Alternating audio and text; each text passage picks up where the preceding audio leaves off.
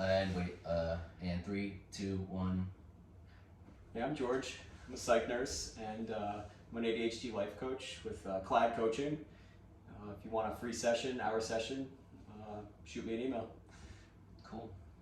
Hey guys, I'm Luke. I am a friend of George's. I work in construction now, and I've always loved working with my hands. I've always felt it's just great for my personality to do and have an active job. I'm very interested in speaking about self-improvement, and I know me and George often speak about self-improvement, and I personally feel I have always dealt with just kind of an understimulated mind. So it's been kind of an ongoing thought process. Today we're speaking about self-medication. Yep. And the ways that people with understimulated minds deal with having a lack of stimulation within their minds. And so George's gonna tell a couple things, and then So self-medication really hooks people with ADHD, not just people with ADHD, people in general, but with ADHD, there's a lack of stimulation in the brain in Yes. certain parts, or excitement in life, and it can come out in a lot of ways. People with ADHD, they get into more car accidents, they speed more, Yep. more likely to be obese, diabetic, get hooked on maybe some social media or internet more.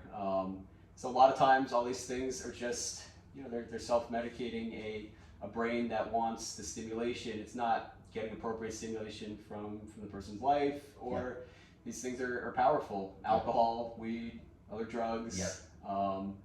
Those are really easy to fall into. For myself, so I binge YouTube sometimes, spend too much time on the internet. I go too hard on the ice cream. Sure. Every now and then I can speed. Try not to do that as much.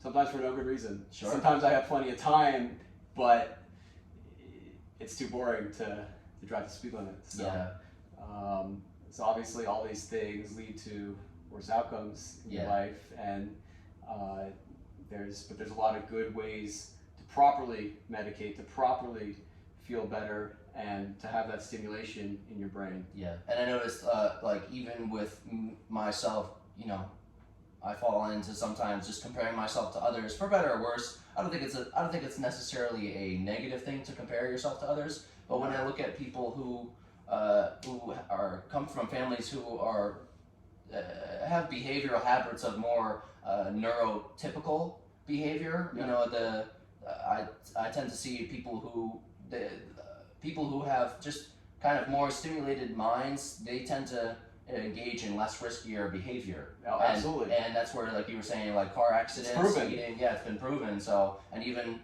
with me, I always, a lot of times if I'm, if I ever feel like I need more stimulation, I'll notice, I'll start chewing my fingers, I'll start like shaking, go into like restless leg syndrome. I feel like as if I need some sort of tactile, almost like just overcome this, lack of stimulation. Restlessness. But for me, and when I work in construction, it's great because, my uncle, drink coffee on the job. It adds a great tempo to work for me. It adds a great tempo for me to get stuff done. And I notice I'm able to just have, a small cup of coffee will, works really well with my mind. Every mind is different, so not everyone's mind can work with one specific thing just because it works for someone else, obviously. So, but I notice it sets a great tempo for me when I'm at work, and I notice I'm just much more calm. I'm calm, but I have more energy. It's like it's almost like a paradox where where I have less. You're getting the appropriate stimulation in your brain. Exactly. So you're not restless because your brain is saying, okay, I'm okay. I got the stimulation. I don't need to do those other things. Yeah. So you feel less of a need to do those other things? Yeah. So I will, sometimes, I think just boredom will, just lead me to, just go on.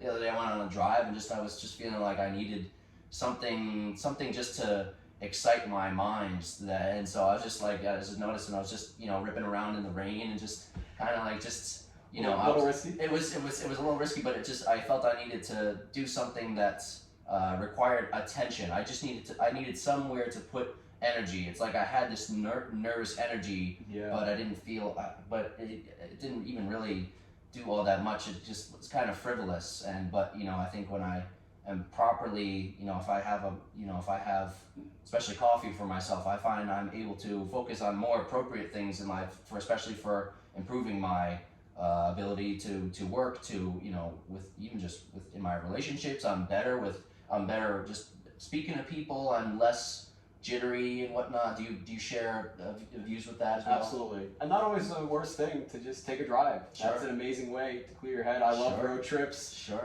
It's funny if I'm in a weird mood in the morning or just in the day. If I get in my car 1 minute in, I feel great. Sure. Oftentimes, not always, but it's an amazing thing that, you know, me sitting on the couch or me not doing anything is not how I'm happy. Sure. And not that, you know, you should just drive around Yeah. for fun all the time, but Yeah. it's, you know, it's a great thing to do. It is. But if it's, you know, it's more of I was looking more for excitement. But if Right.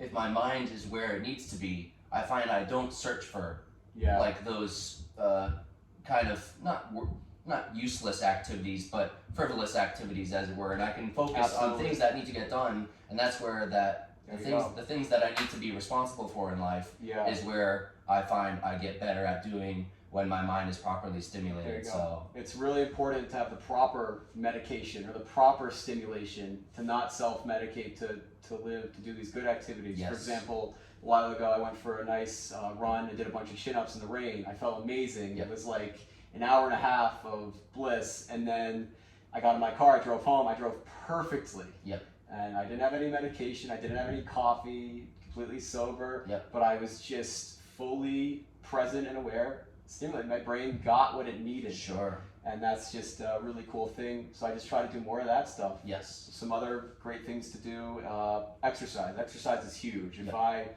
That's how I got through college. It wouldn't have happened if I hadn't lifted weights 3 times a week. Sure. That, you know, kept me in my chair and at the lecture. Sure. It kept me focused and studying, and I still have to. I still lift weights, do some cardio 3 to 4 times a week. Heck yeah. I try to throw some hikes in there. Yep. And I'm just not myself. I'm like myself, but a worse version. Yeah. Cranky, unfocused version, unhappy version. I If know. I don't get my exercise in. I know it all too well. That's pretty much one of the core of the things I like to do. Yep. And it's fun. I find it fun. Yes. Some other stuff is the right food.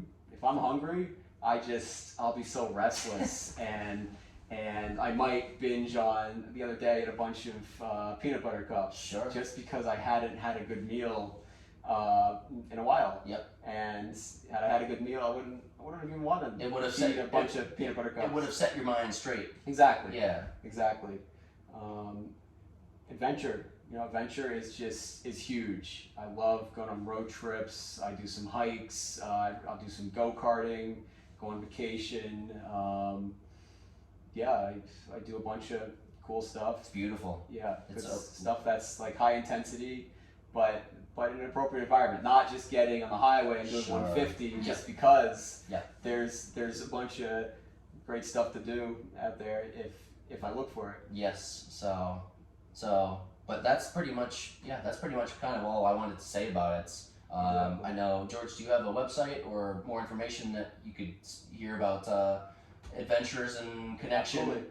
CladCoaching.com. So Clad Coaching is my company. Connection, love, adventure, dreams. So shoot me an email at the email below, CoachGeorge777. Get a free hour coaching. Just talk, see what it's about. And thanks for listening. Awesome. Thanks for listening, guys. See you next time.